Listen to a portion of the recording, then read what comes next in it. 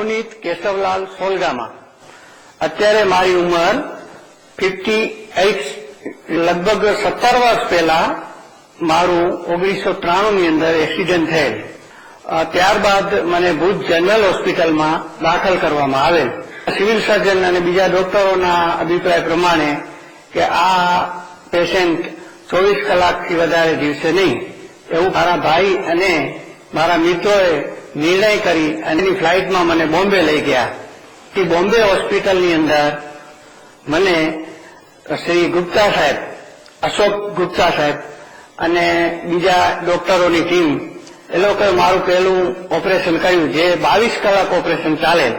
ત્યારબાદ લગભગ 1 મહિના સુધી હું આઈસીયુની અંદર પેશન્ટ તરીકે રહેલ। ત્યારબાદ હોસ્પિટલની અંદર જનરલ વોર્ડમાં મને મૂકેલ અને લગભગ 11 મહિના પછી મને રજા મળેલ। અચ્છા, ત્યારબાદ મને ફરી 6 મહિને ત્યાં આવવાનું કહેલ। એમ ટોટલ મારા 35 થી 40 ઓપરેશન થયેલ છે। શ્રી ગુપ્તા સાહેબ, અશોક ગુપ્તા સાહેબે મારા ઓપરેશન કરેલ છે અને દરેક ઓપરેશન વખતે મને સાંત્વના આપતા કે તમને સારું થઈ જશે અને મારા માટે એને સારી મહેનત કરી છે એમ। અને આજે હું જીવું છું તો એમાં મને એમ લાગે છે કે એમનો ઘણો મોટો હાથ છે જીવનમાં, કે મને એમ થાય કે મને એને જીવાડેલ છે અશોક ગુપ્તા સાહેબે। અને એમાં ઘણી મોટી પ્લાસ્ટિક સર્જરી કરવાની હતી, એ બધી અશોક ગુપ્તા સાહેબે કરેલી છે।